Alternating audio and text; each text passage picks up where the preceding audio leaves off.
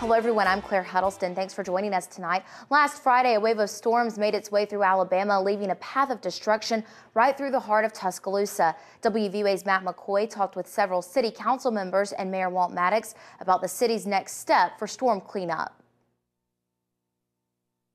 All this behind me is the result of what officials are calling an EF3 tornado.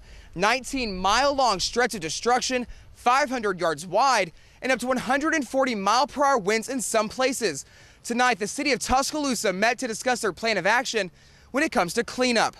What we're going to begin seeing now is the larger debris removed as residents begin to clean up their homes. You're going to see more debris taken out to the street, and again, we're going to devote every resource to get our neighborhoods back to where they were.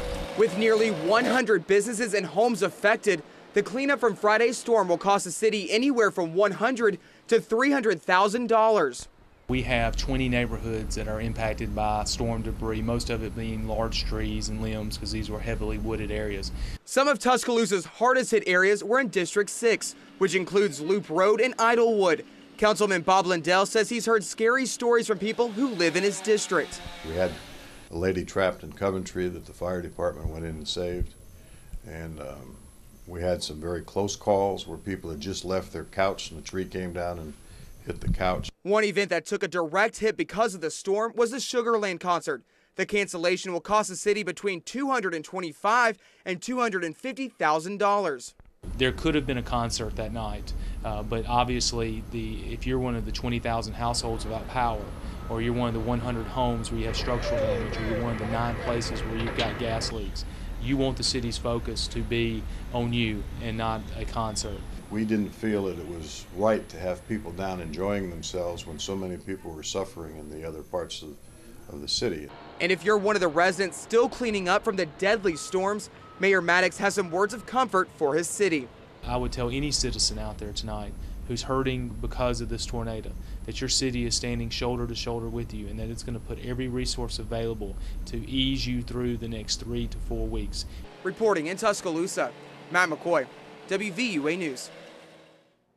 Mayor Maddox says trash pickup will be suspended the rest of this week. This includes any storm debris. Crews will still pick up your garbage and recycling on your normal day. Mayor Maddox has signed a declaration of disaster to help the city become eligible for federal and state assistance. But if you would like to make a donation to help the storm victims, you can call the West Alabama Red Cross at 205-758-3608. While cleanup continues around Tuscaloosa, tree logging companies are warning residents to beware of possible scams. They say if someone offers to clear trees and limbs off your property, make sure you ask to see their credentials first. George Fritz with Fritz Logging and Tree Service says the first thing you should do is make sure all trees are removed from your home, then worry about getting trees and limbs out of your yard. The aftermath of the storm is mainly everybody prioritizes from the most dangerous and severe down to the least. And the main thing is get the trees off the homes because they can still fall through the houses. You know, people trying to stay there because they ain't got nowhere else to go. And that's mainly the main thing is just safety. Well, in a world of flashy technology, the tools to stay informed during severe weather are much simpler than you might think. WVUA's Victoria Sheehan met with weather experts to talk about the best devices to have during severe weather, and the answer isn't about having the latest gadgets. What I would strongly urge people to do is think about things that will work regardless. When it comes to the threat of storms, relying on your everyday forms of communication could put you in danger. Whether your initial reaction is to listen for outdoor tornado sirens or reach for the cell phone or laptop, you might want to think twice. One of the things that people have gotten so accustomed to is cell phones such as this. Well, cell phones are great as long as, 1, your battery life is fully charged or charged. 2, you haven't overloaded the network. A lot of people rely on outdoor tornado sirens even inside their house, and that's a huge mistake because a lot of times it's raining hard, it's windy, you can't hear that. In severe weather, most can trust TV coverage that comes their way, but what's to come to the rescue when the power goes out, like it did for about 14,000 in West Alabama on Friday? Experts say never underestimate the simple power of radio. Internet can fail. Plain old over-the-airwaves radios have one. They don't cost that much. Know what frequencies or what your favorite TV station is simulcast on. Keep a good set of batteries for it, and when the weather is bad, keep it with you. So if you do lose power, you don't have television, you've got either a NOAA weather radio or you got a handheld battery operated radio that you can hear our live coverage on. You can find a NOAA weather radio at any Radio Shack or Walmart. I think it runs about 15 to 20 bucks, not very expensive, but it's a tool that can save your life. Reporting in Tuscaloosa, Victoria Sheehan, WVUA News. That's the weather radio. Governor Robert Bentley was in the Sumter County community of Geiger this morning. The National Weather Service says an EF3 tornado slammed that community with estimated peak winds of around 150 miles an hour. Meteorologists say the tornado cut a path of destruction a mile wide and 10.5 miles long. Several homes and businesses suffered extensive damage. Governor Bentley said it's a miracle everyone survived the Sumter County storm. This is the hardest hit area that I have seen. I went to Autauga County, and we've been through other areas where destruction has taken place. But I'm surprised and thankful that we didn't have loss of lives in this area.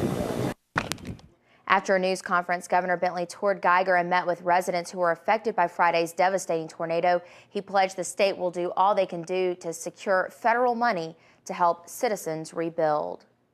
Democratic U.S. Representative Terry Sewell toured damage left behind from the storms today. Sewell met with homeowners who live on Crestline Drive. That's in the Skyland Park neighborhood. Crews were still busy with chainsaws across that neighborhood, cutting down trees and piling up debris. Sewell says she will do what she can to help storm victims receive assistance. I think it's very important that I see for myself the damage that was done to the 7th Congressional District and to communities like this. My hats go off, and I commend all the first responders, local officials that have done so much, and just want the people of the community to know that we will try and do everything we can to make sure that they get the proper assistance and rebuild this community. Sewell called on members of the community to pull together and help those who are hurt. She's asking everyone to pray for the storm victims. Time for a first look at Alabama's home team forecast. Here's Chief Meteorologist Richard Scott. Hey Claire, good Tuesday night to you. No severe weather issues expected around here tonight, but it is mild and muggy. 76 degrees right now in Tuscaloosa. We'll have 74 down in Marengo County, Demopolis, 71 in Coleman, one of the cooler spots, as well as Anniston at 67 degrees at this hour. Now, there is some severe weather activity happening just off towards the west across the Mississippi River. Severe weather outbreak happening for Arkansas, towards Missouri, and points north towards Illinois and Indiana. And good news is the severe weather issues, they move our way, will be weakening. We're not expecting a tornado outbreak around here tomorrow, but there could be some strong severe storms, especially after lunch. 78 by lunchtime hour, 85 tomorrow afternoon. Almost a hot day out there, very muggy. What about the rest of the forecast? What about Easter weekend? Home team weather is coming up. Stay with us. Thanks, Richard. Pickens County High School went on lockdown this afternoon. According to Pickens County Superintendent Leonard Duff, the Reform Police Department shut down the school until 3:15 because officers were looking for a suspect in a nearby neighborhood. Reform Police have not said if they caught that suspect. The Tuscaloosa City School Board has made another step towards finding a new superintendent. The board has selected Ray & Associates to handle their nationwide search. Ray & Associates will narrow the field of candidates to 5 or 6. Those candidates will then go through a 2-hour interview process between June 20th and 22nd. The school board is posting the salary for this job at $195,000. A University of Alabama student is still in critical condition after a car accident last week. Alabama state troopers say 21-year-old Devin Bryant was driving on Highway 14 in Greene County around 12:30 Friday afternoon. Smith says Bryant was speeding and lost control of the car. Bryant is from Shelby County. He was taken to DCH in Tuscaloosa and placed on life support. Smith tells us Bryant was wearing a seatbelt and the weather was not a factor. The University of Alabama paused to remember the life of former President Dr. Andrew Sorensen today.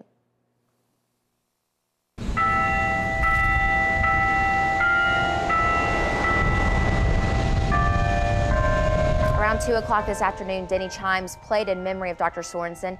He served as the Capstone's president from 1996 to 2002. Sorensen was currently working at Ohio State University as a member of the administration. School officials say he died unexpectedly Sunday. Dr. Sorensen had a long career in education, working at the University of South Carolina, University of Florida, Johns Hopkins Medical Institutions, and the University of Massachusetts. He's survived by his wife, 2 sons, and a grandson. Substance abuse is one of the most prevalent issues facing teens and young adults today. Tonight, Holt High School hosted Family Night to give parents and students the information they need to make the right choices about avoiding drugs and alcohol. Both Bradford Health Services and Tuscaloosa's One Place were there. So like parents and students alike need to have all the best information they can about what's out there, the current trends, warning signs parents need to look for, the new drugs and pressures that they might have in terms of what they could have been exposed to that we're just not used to as much. Davey says programs like this will probably continue in the Tuscaloosa City school system as well.